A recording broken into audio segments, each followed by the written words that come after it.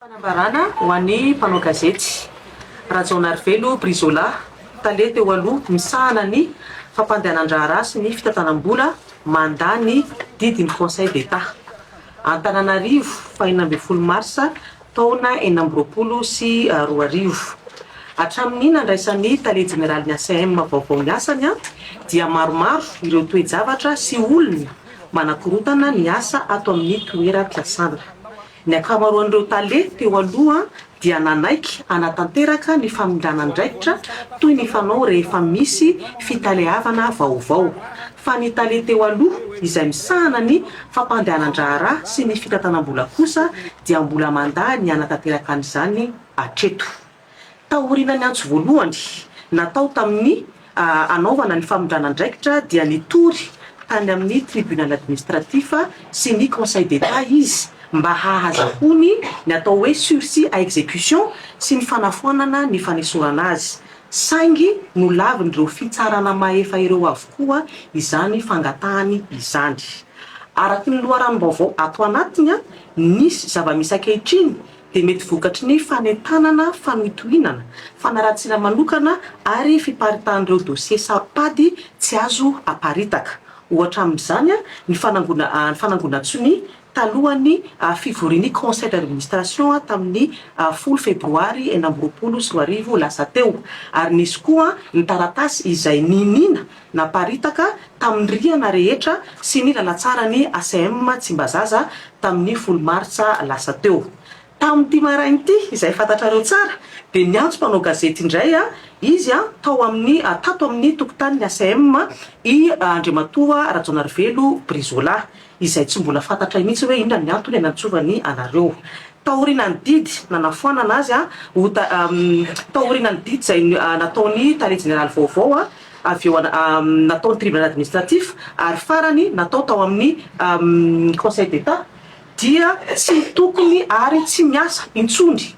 ato amin'ny ACM na ny mahatale azy teo aloha misahana ny fampandehanan-draharaha sy ny fitantanam-bola i Andriamatoa Brizola. Na izany aza mbola mandahy ireo fanapahan-kevitra ireo izy hatramin'izao izay miteraka tsy filaminana ato amin'ny ACM ary manakana ny fandehany asa rehetra.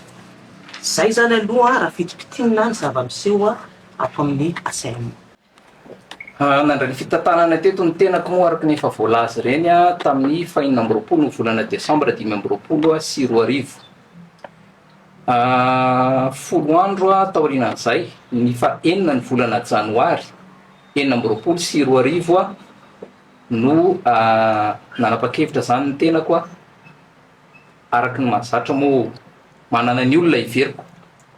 fa hitondra fanatsarana aingakaingana kokoa eto anivon'ny aviation civile de Madagascar dia anisan'ireo olona nosoloina ny dafy teo aloha. Zany hoe ny 9 volana Janoary 2024. Araky ny efa voalaza teo ireto directeur Natale miaraka amiko reto dia nanaiky ampitoniana ampanajana tanteraka ny fifamindram-pahefana fifamindram-pitantanana teo amin'ireo tale teo aloha, zany hoe ny passation de service. Andriamatoa Rajaonarivelo Brizola irery no nanda an'izay passation de service zay, zany hoe raha 6 janvier hatramin'izao 16 Marsa izao 2 volana sy 10 andro zany dia azo lazaina hoe mandringa ilay asam-panjakana asam-bahoaka teto amin'ny ACM. Niezaka ny tenako sy reto mpiara-miasa amiko reto nanara-dalàna, tsy nanao amboletra, tsy nanao botongerona ary tsy namaly ny karazany fiantsina sy ny fanaratsiana rehetra hitatsika any anatin'ny tambazotra serasera. Eto dia milaza sy manambara fa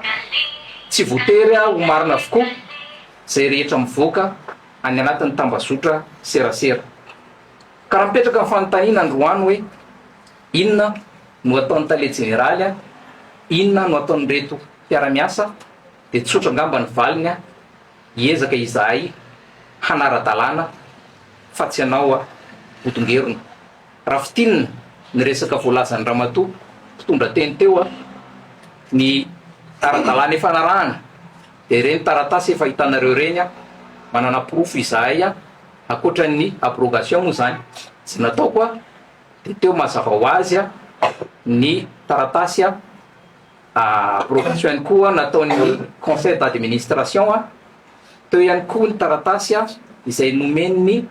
mesupres a ministère ny enseignement supérieur et de la recherche scientifique.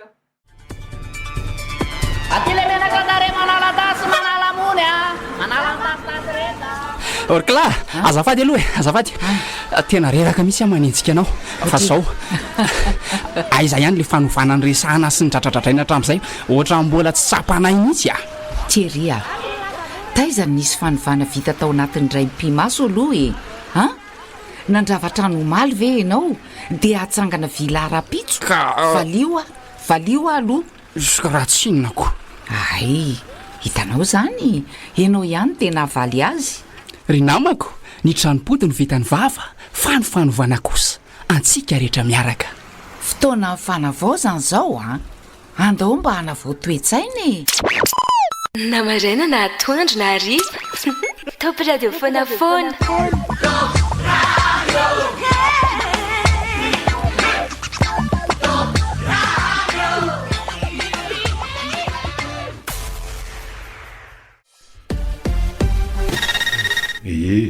Fotoana mba elan'ny sotrona rano kely koa iny zany sotrona kafe koa le teo iny de izy daholo zany be miray ny fandarantsika io efa misy antso voninao de andao ary anomboka am'izay tsika io miaraba tompoko salama e manaonareo salama zany fahitsina sy fahaizana reo zany no fotra ivelona fahanananty prime ministre na azo fiofanana tany amin'ny gendarmerie ity ampaompiazana amin'ny fanavaozana entitra tsara aloha ny tenin'ilay filohan'ny fanavaozana ny republika nanolotra azy hoe tsy maintsy mahomby izy a azany zandary zany raha ny zavatra vita ny zavatra ainy a de tokony ahomby fa rehefa atsika eto zany le bomba sy le colonel kely nysetrasetra izy reny nanimba endrika ny zandary reny fa ity zany no anjarana le ty kosa mba apakatra an'izay na de masy zandary tsony azy izy fa hoe olo fahitsina ary mila an'izay fa de mila mifafanty politika ihany ko satria raha ny teny miaramaso koa mihaja be raha ny tinina mbola miandriandro koa hoe manoa fanavaozana fa tsy mahatatotato loatra tsy amelana azy hitantanany tanàna ka zany santionany fotsiny zany fa zay fahitsiny zay no tena ilainy zay de hita hoe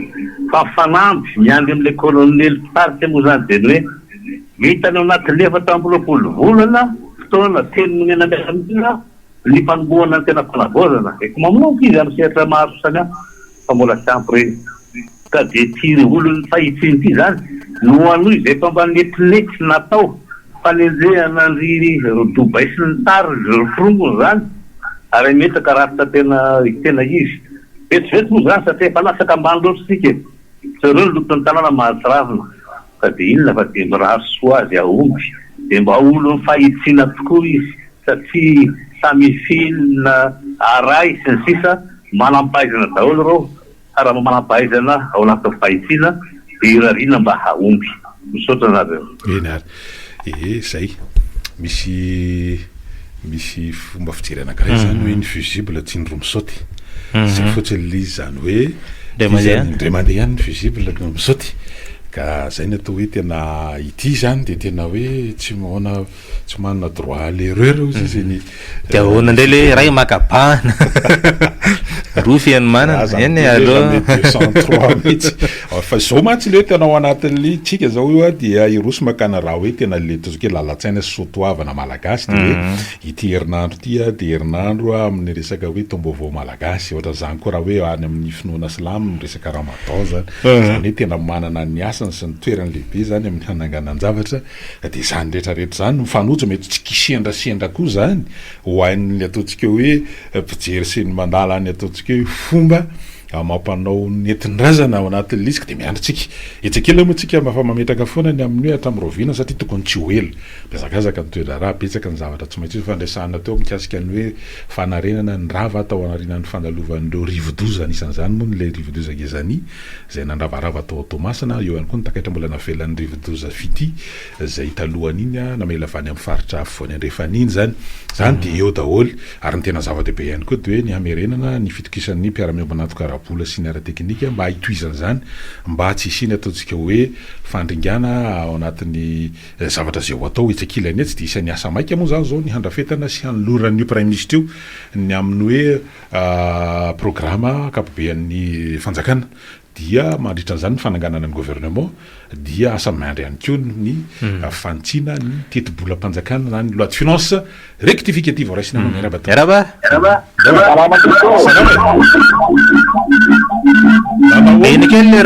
manalavitra kely hoany mihitsy aloha ifanaraka tsara ndao ary io mbola tsy tapa-kevitra izy zany azafady fa misitaka kely an'le onjam-peo anao raha zany tsy fandrenesana mihitsy inge izy ty nefa ianao dia hitanay fa mety manana hevitra tsara mety apita vaovao ihany koa mety maika be ao anatin'izany rehetrarehetra zany ndao za tsisy ary efa misy vononao izy ny teknisianina dia andao ary miaraba allo miarabanareo miaraba ampiaino salama eny fomba fijery ohatrany hoe irarina daholo izay zavatra mitanga misy fa za mahita hoe fitondrana ramila moa zany zao mitsangana eto satria tsy maintsy manam-boninahitra na avy eo amin'ny manam-boninahitra ny sary izay miainga amin'ny tantana firenena amin'izao fotoana ny any tena mampalahelo anahy fotsiny dia izao marina hoe sosialim-bahoaka fa tena latsaka ambany dia ambany inona ny matonga tena zany balancement commercial amin'izao tsy mipetraka an'izy ny antony miaina ny vitam-bary fa ny sandanvola tsy manan-kery raha ohatra ka tsy mahazo aina mihitsy ny avy avy na miaina raha ny vitam-bary dia fahantana ihany ny dikan'izany satria manino vao miaina vokatra azo amidy mivarotra be dia be vao maharaka ny sandanvola izay iainana amin'izao fotoana izao ka raha ohatra izany tsy misy fanamboarana fiheverana ny hoe ahoana ny momba ny ajanona vahoaka tombony amin'izany fitantanana diditako izay zavatra hitanga eto hoe oadidin'izao fitondrana izao ve nanao an'izany sa adidin'ilay filoham-pirenena vao vita rehefa avy eo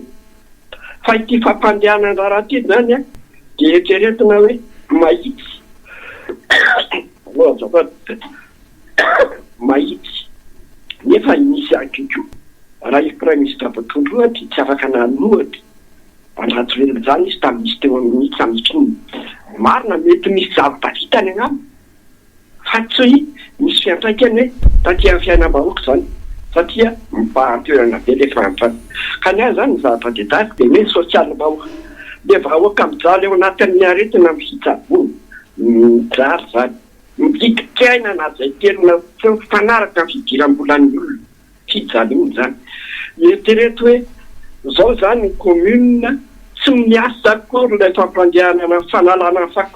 fafaky ny zavozona eran'ny tanàna kinona moa zany miaina tsika sosialim-bahoaka ingay zany tenenina hoe dia isiny vokatra ara-dalàna ny sosialim-bahoaka rimasoan'le fitondrana misy elo ohatrany hoe fanarenana ny tamatavy tao anatin'ny cyclone zay namely azy masina tahaka ireny zany ny azakazaka tokony atao ny azainy zavatra raha ninona zavatra miaina tsy mandeha eto fa tsy mahazo aina ny ariary dia fanantana ihany miditran'izany zay fa misaotra eny ary mandray zavatra maromaro moa ny zavatra resahana eo fa mino sika fa tsy voana amin'ilay ataontsika hoe lara-pahamehana enina zay nysoritana hatrany amin'ny volany oktobra tamin'ny prime ministre teo aloha ary izy ohatra ny somary ambinina rajaoko leo mazoarivo rajaonary velo le teo dia ty zany zao rajaonary son zareo tena succession de rajao zany atao za tsy izy miaraba tompoko salama salama tompoko salama resaka fandriampahalemana rangamba ho resahako kely ndao ary tokotany Ambodrazana commune Fenoarivo district na Tsimindran tao anatin'ny roa volana zay a dia misy asanjolahy